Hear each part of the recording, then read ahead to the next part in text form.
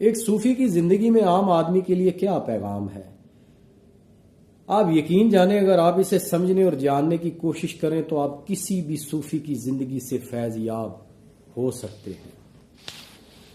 الحمدللہ رب العالمین الرحمن الرحیم، اللہم صلی علی محمد وعلی آل محمد۔ تصوف کے جوہری پہلو کے سلسلے میں آج کا واقعہ حضرت محمد جلال الدین، جسے دنیا مولا روم کے نام سے جانتی ہے۔ آپ ایک دفعہ بازار میں تشریف لے جا رہے تھے، کچھ لڑکوں نے دیکھا تو ہاتھ چومنے کے لیے بڑھے، آپ کھڑے ہو گئے۔ لڑکے ہر طرف سے آتے اور ہاتھ چومتے، حضرت مولانا روم علیہ رحمت بھی ان کی دلداری کے لیے ان کے ہاتھ چومتے۔ ایک لڑکا کسی کام میں مشغول تھا، اس نے آواز دی کہ حضرت ٹھہریے، میں کام سے فارغ ہو لوں۔ اب حضرت مولانا روم علیہ رحمت بازار میں کھڑے ہو گئے اور اس وقت تک وہیں کھڑے رہے جب تک وہ لڑکا اپنے کام سے فارغ ہو کر نہ آیا۔ جیسے وہ کام سے فارغ ہوا آیا، اس نے آپ کے ہاتھ چومے، آپ نے دلجوئی کے لیے، دلداری کے لیے اس لڑکے کے بھی ہاتھ چومے اور دعائیں دی۔ دعائیں دینے کے بعد آپ نے اسے رخصت کیا۔ اب یہ سارا منظر جو تھا وہ اہل بازار جو تھا وہ دیکھ رہے تھے۔ اب یہی اس واقعے کا جوہری پہلو ہے کہ جب لڑکے آپ کے ہاتھوں پر بوسہ دے رہے تھے اور آپ بھی لڑکوں کے ہاتھوں پر بوسہ دے رہے تھے اور اس لڑکے کی آواز پہ آپ وہیں کھڑے رہے، اور یہ سارا جو منظر تھا تمام اہل بازار جو ہے وہ باغور جو ہے وہ دیکھ رہے تھے۔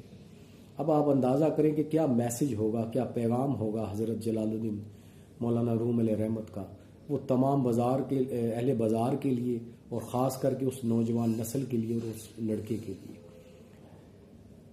یہ انکساری اور عاجزی ہمارے جتنے بھی صوفی کا جو پہلا بنیادی جو وصف ہے وہ ہے انکساری عاجزی۔ اگر عاجزی نہیں ہے، انکساری نہیں ہے، نفی نہیں ہے تو سوال ہی نہیں پیدا ہوتا کہ وہ ولایت کے درجے پہ فائز ہو سکے۔ تو یہی ایک پیغام ہے ایک صوفی کی زندگی سے ایک عام آدمی اور خاص کر کے ہماری نوجوان نسل کے لیے۔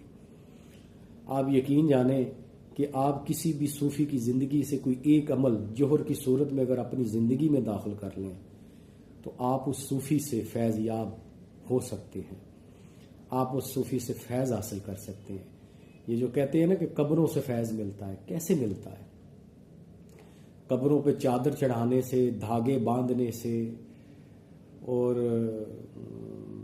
دعائیں کرنے سے اور مسلسل تسلسل کے ساتھ حاضریاں دینے سے بھائی فیض نہیں ملتا۔ فیض ملے گا اس بزرگ کی تعلیمات سے، علم سے۔ علمی مقام ان کا اپنی جگہ پہ ہے، لیکن ہمیں دیکھنا یہ چاہیے کہ وہ جو ان کا علمی مقام ہے اس علمی مقام کے ساتھ ان کا جو عملی مقام ہے وہ کس لیول پہ ہے۔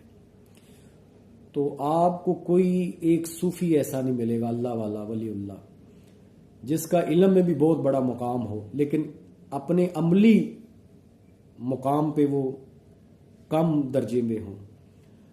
تو آپ کسی بھی صوفی کی زندگی سے فیض یاب ہونا چاہتے ہیں تو آپ اس کی صوفی سے کوئی بھی ایک عام عمل، اس کی زندگی سے کوئی بھی ایک عام عمل اپنی زندگی میں داخل کریں۔ اور اس واقعے کا جوہری پہلو ہے عاجزی، انکساری، سب کے لیے برابر، بڑا ہو، چھوٹا ہو، بچہ ہو، بزرگ ہو۔ تمام بازار نے یہ منظر دیکھا اور انہوں نے یہ میسج لیا حضرت مولانا روم سے، ان کی، اور یہی صحبت سے فیض یاب ہونا۔ اب ملنے والے چند لڑکے ہی تھے، پورا بازار نہیں تھا، دیکھنے والا پورا بازار تھا، لیکن میسج سب کے لیے تھا۔ یہی اس واقعے کا جوہری پہلو ہے کہ آپ نے انکساری کے ساتھ، عاجزی کے ساتھ، محبت کے ساتھ، شفقت کے ساتھ ان بچوں کو ویلکم کیا اور پھر ان کے ساتھ جو ہے ان کی دلداری کے لیے وہاں کھڑے رہے اور ان کے ہاتھوں کو بھی بوسہ دیا۔ تو اللہ تعالیٰ ہمیں بزرگان دین کا صحیح مقام اور مرتبہ سمجھنے کی توفیق عطا فرمائے اور ہم سب کو مقام شرف عطا فرمائے، آمین۔